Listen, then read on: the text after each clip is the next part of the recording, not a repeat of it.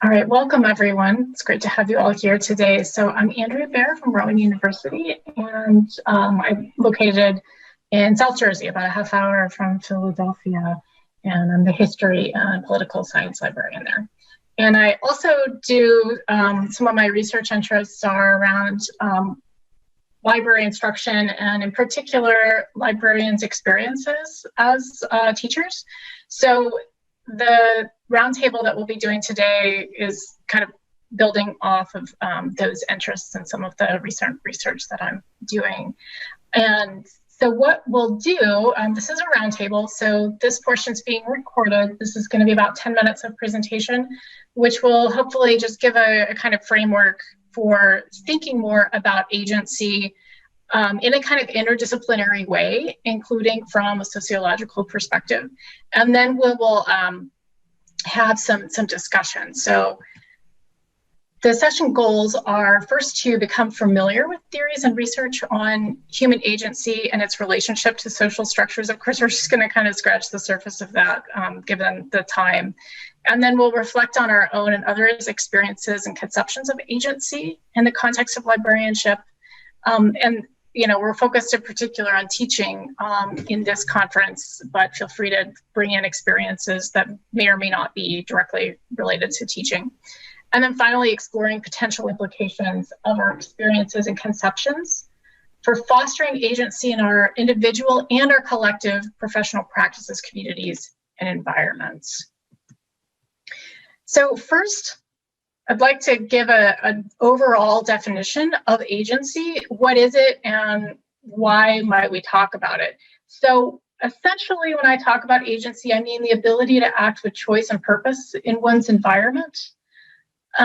This has been found to be really key to sustained engagement and work that feels meaningful and worthwhile. And that kind of work is also really essential to remaining engaged in the workplace, in your profession.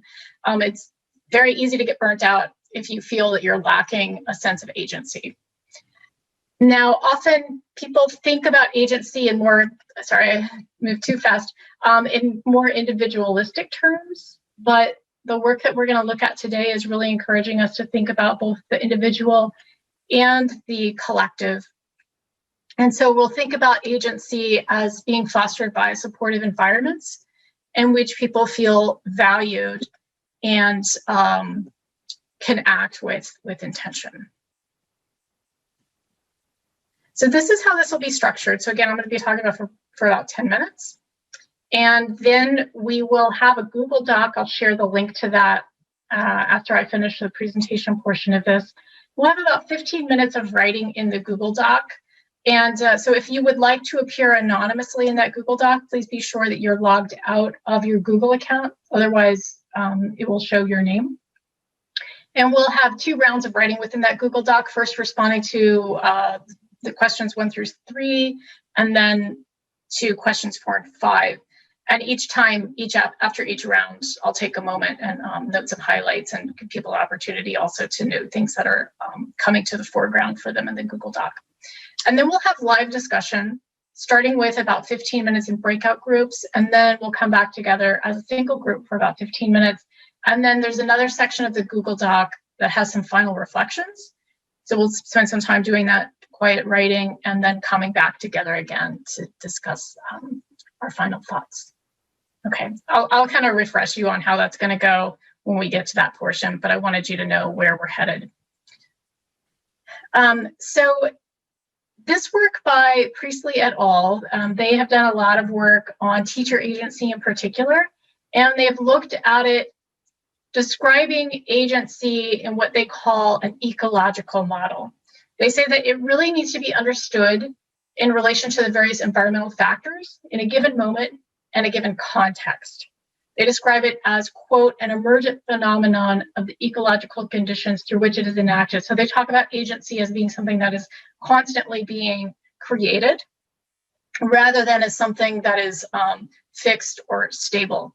It's always in flux along with one's environment and the people around them. They also contrast their ecological model of agency to a lot of the discourse on teacher agency coming from education literature. So most of this literature is talking about teachers in K through 12 environments. This kind of literature often describes teachers as change agents in order to support specific curricular policy reforms, which may often, reinforce a kind of top-down approach and often overlooks actual systems and conditions in which the teachers work. So they argue that this kind of discourse is actually a reinforcement of top-down decisions rather than really being supportive of teacher agency. They draw on this work from I may mispronounce this name here, Andrea Baer and Misha. Forgive me if I'm mispronouncing that, but these are sociologists who talk about actors or agents as not autonomized individuals, but rather as active respondents within nesting and overlapping systems. So again, really thinking about the interactions and relationships between individuals and groups and environments. Another person who has done a lot of work with agency, this isn't just specific to teacher agency, but this is Hayes talking about agency and structure. And you'll see in a lot of the literature on agency, it's looking at this relationship between being able to act and make choice and then the structures that people are surrounded by. So Hayes argues in structure and agency that people affect and shape structures, and vice versa, structures affect people. And we really have to think about this in a bi-directional kind of way. Hayes also discusses how agency can be constrained by structures, and it can also be enabled by them. And when we talk about structures, this could be a lot of things. It could be an organizational culture, it could be cultural norms or expectations, professional roles, responsibilities, the availability and allocation of resources. Those would be just a few examples. Hayes also talks about, well, they distinguish between these two types of agency that they say exist on a continuum. On the one hand, structurally reproductive agency, which is where you have existing structures and practices that may be replicated or confirmed. So this can often be a kind of keeping of the status quo. And they also describe structurally transformative agency, where new structures may be created or old structures changed. So we might think about agency now in relation to librarianship. And I'm thinking more specifically about academic librarianship, although we could certainly think about the particular conditions in other library environments as well.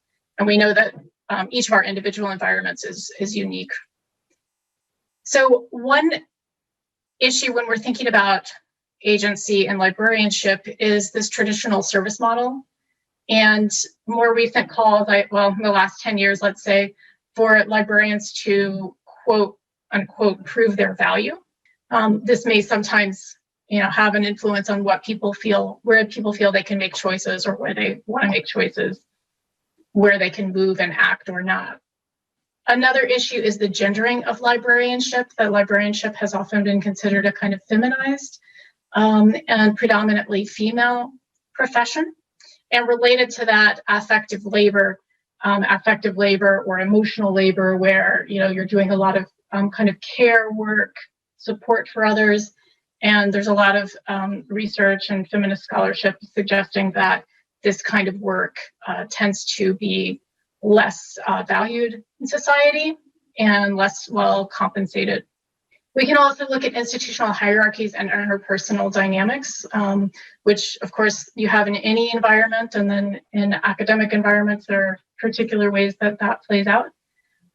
We could consider the evolving information environments and systems that dramatically influence our work. And we could think about systems of power and privilege in society more broadly, and then also in specific social contexts. So those are things to just kind of provide some kind of framework for how we might think about agency, partly in terms of the individual, but also in terms of the collective and the ecologies in which we work. So we'll move to discussion now. And so again, this is how this will be structured. We'll do about 15 minutes of Google Doc writing with 2 rounds. And then we'll have live discussion in breakout groups and as a single group, and then we'll have final reflections where we'll do both some Google Doc writing and some discussion.